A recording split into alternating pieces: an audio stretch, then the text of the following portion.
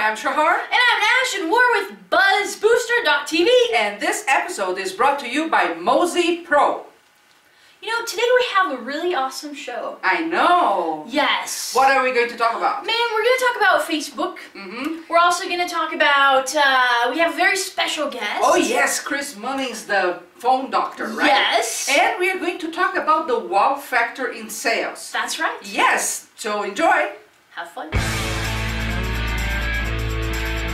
Alright, so you probably noticed that Facebook released the timeline. You know, when I first saw it, I had mixed feelings about it, but now I truly, really love it. I think it's great. And there are several ways that you can promote your business stealthily on the timeline. Because keep in mind, you can't really do it, right? Facebook doesn't want you to use that for business. Now, let me just explain how it works really quickly. Essentially, when you go to someone's profile and it has the timeline, you can see pretty much everything that they've done on Facebook down to the moment that they were born. So you click born, like if you go to my profile, you'll see born, and then you see 2004, and then 2005, and then you see stuff. But here's how you can, elements that you can modify that will help you promote your business a little bit. Keep in mind though, Facebook doesn't want you to use this for business, so you have to be careful with what you do. But first things first, the cover photo, right? When you log into Facebook, when they transfer the pages over, if yours hasn't been transferred to the timeline yet, they're gonna pick an image automatically. But the main thing that you notice is when you go to that profile, there's a big image right there at the top.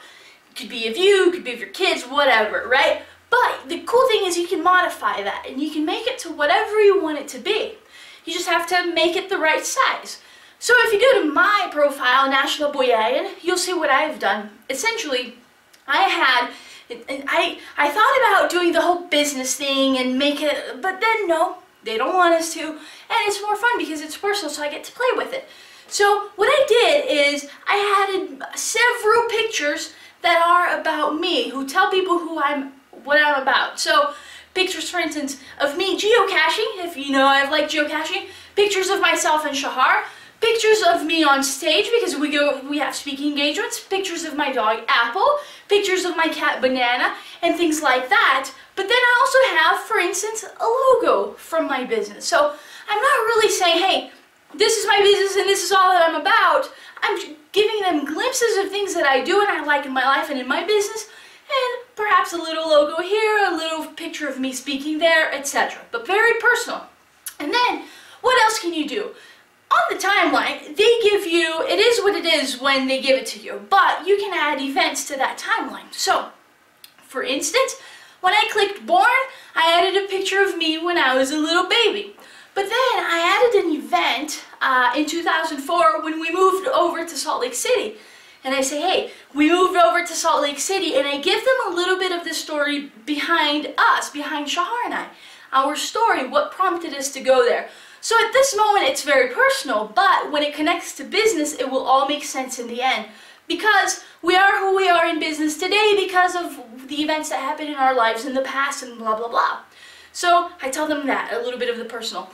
Then, what else did we do? In 2005, we started BuzzBooster. So I added an event to the timeline talking about the beginning of BuzzBooster.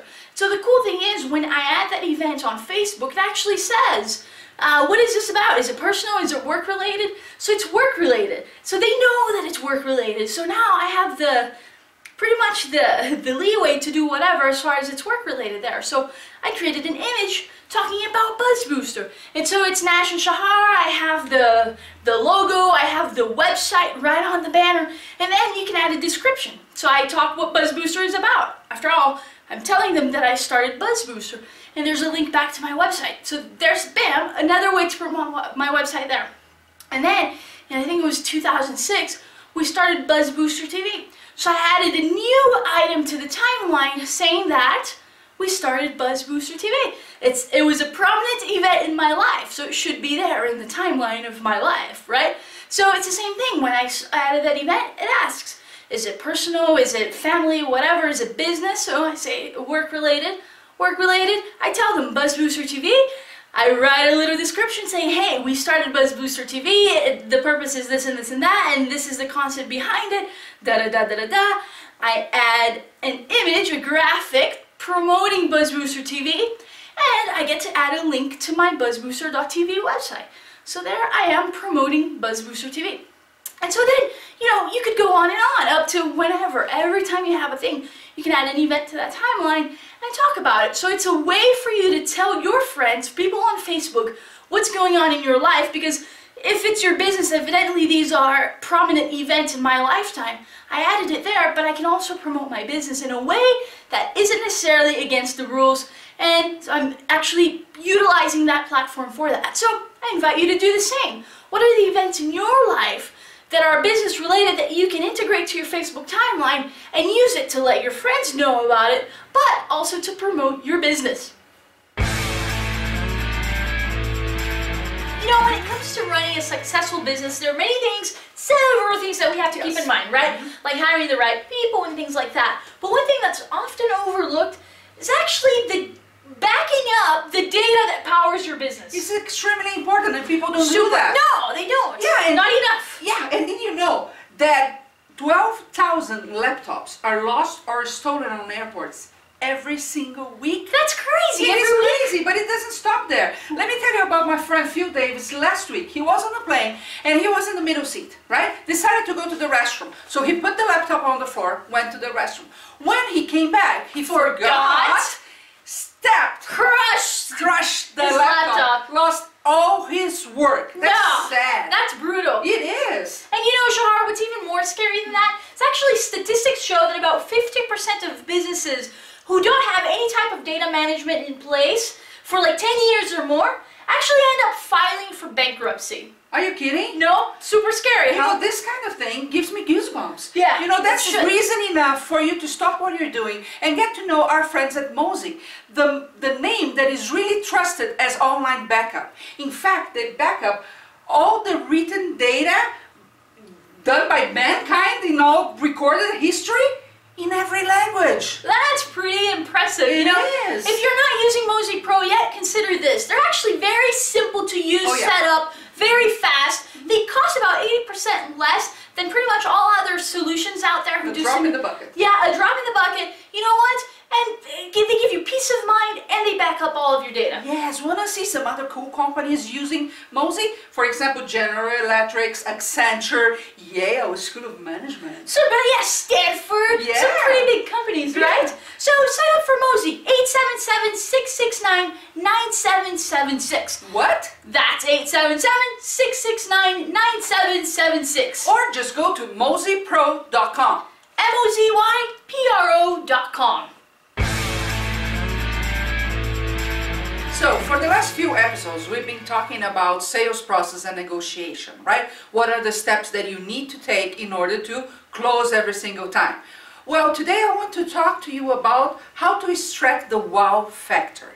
You know, in every sales process, there needs to be a time where you introduce the wow factor. Just think about the infomercials, right? They always have the wow factors the moment the prospect starts thinking, oh my gosh, how did I live without it? I need that, I need this person, right? For example, if you the commercial that the guy has a glove and the truck goes over the glove and nothing happens to his hand, or the one that he can saw a car in half with the saw. So all these things are the wow factor. Well, when you're selling and when you're negotiating, you also need to have that. So what can you do to introduce the wow factor? It can be features of the product, of course, something that the prospect really is not aware of and is going to make them say, wow. For example, when we are on stage and we are selling on stage, we talk a lot about web shows, right? There is a moment there that we know it's our wow factor where we grab a cell phone, call somebody from the audience and do a live streaming from the cell phone. Well, most people don't know they can do that, so they just go, wow, right? And we know that from that on, we can just go to the sale straight away because we got the effect that we wanted to. When you are negotiating one-on-one, you also need to think what's going to be the wow factor. It can be, let's suppose you're a social media guru and you're trying to sell your consulting services. By showing them things that they could be doing, what about having your own web show? What about live streaming, using Google Hangouts where you can hang out with a bunch of people and give your advice and exchange a conversation there. That can be the wow factor because many times they're not even aware of those tools. Okay. Other ways to introduce the wow factor when you're doing on a sales letter, for example, or on a sales letter website. It's when you show how much you made a year or how much you made with the sales or that product that you're trying to sell. That's very common.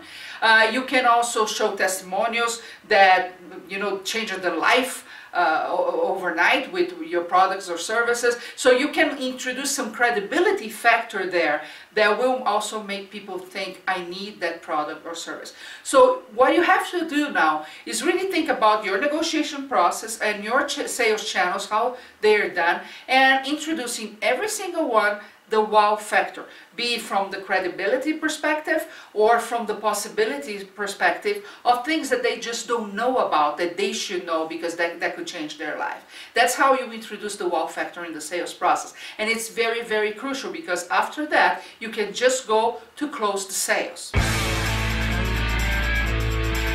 Hey, today I'm here with Chris Mullins, the phone sales doctor, and we are going to talk really about a good old friend of ours, the telephone.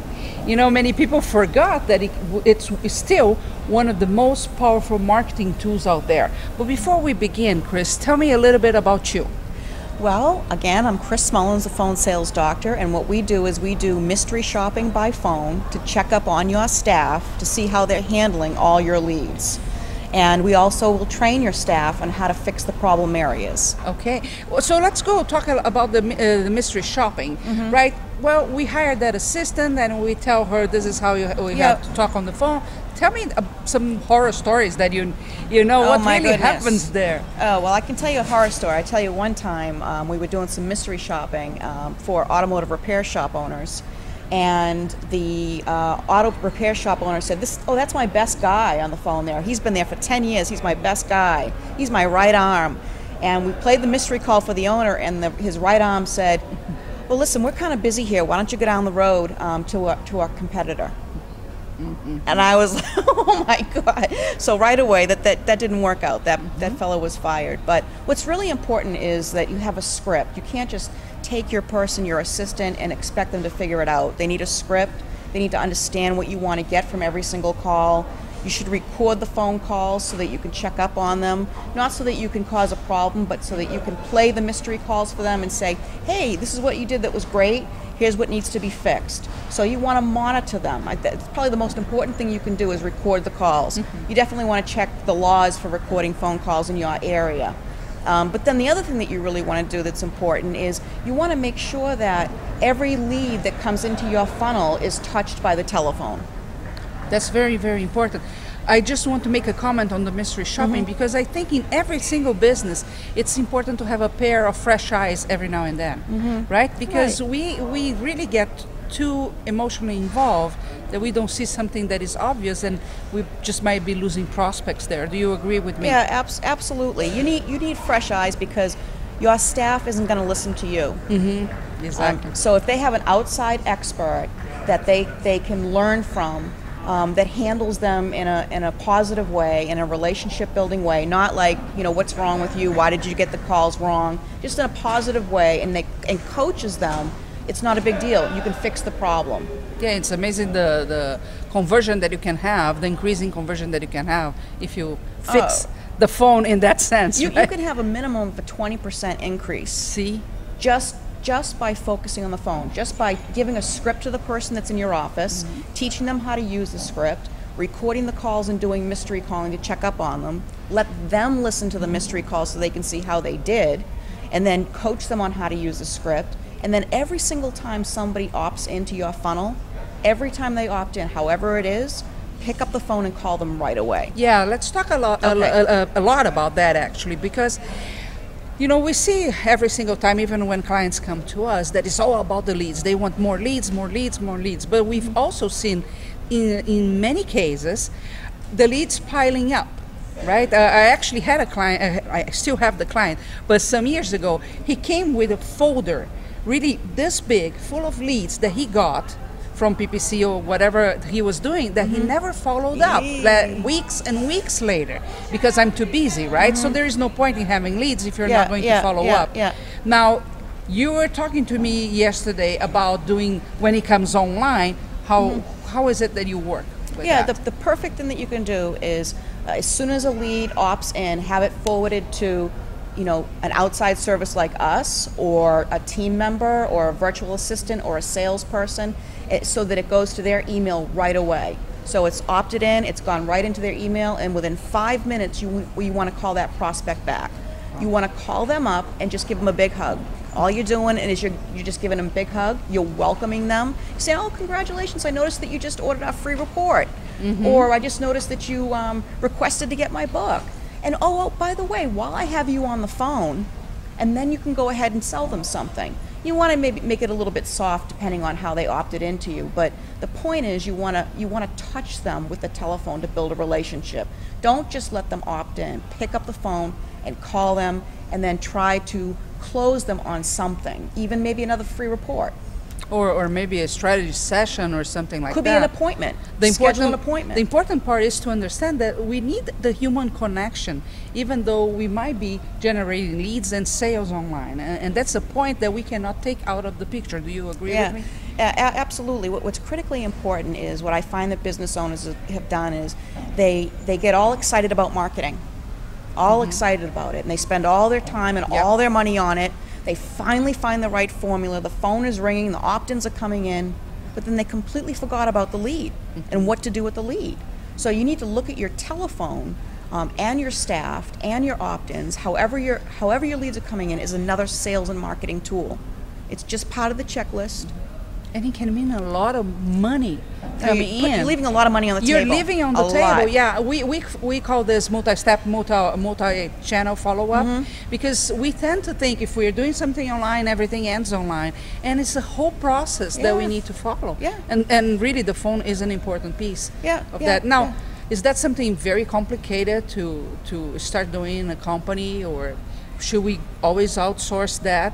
What are your takes on that? Well, you know, I mean, there's two things that you can do. Is it's good to outsource having mystery calls done and staff training done and script writing done, and it's good to outsource having a salesperson taking in your opt-in leads and calling them right away, only because if you have experts doing it, because you're not an expert at everything. Right. You're only an expert in your own business. So if you have the experts handling those areas, you know it's getting done. They're being paid to do it. It's getting done by the experts. You have the experts giving advice to your staff. It's a no-brainer. Of course it is. Even if we stay with the 25% that you mentioned, and I believe if we do the follow-up in 5 minutes after an online lead comes in, we could increase that quite a bit. Oh, absolutely. That's a minimum. Yeah. So just think how much more money you could be making by simply improving our good old friend, the telephone, right? Improving how you deal with that. Yeah. Let me just say what's really important about the speed of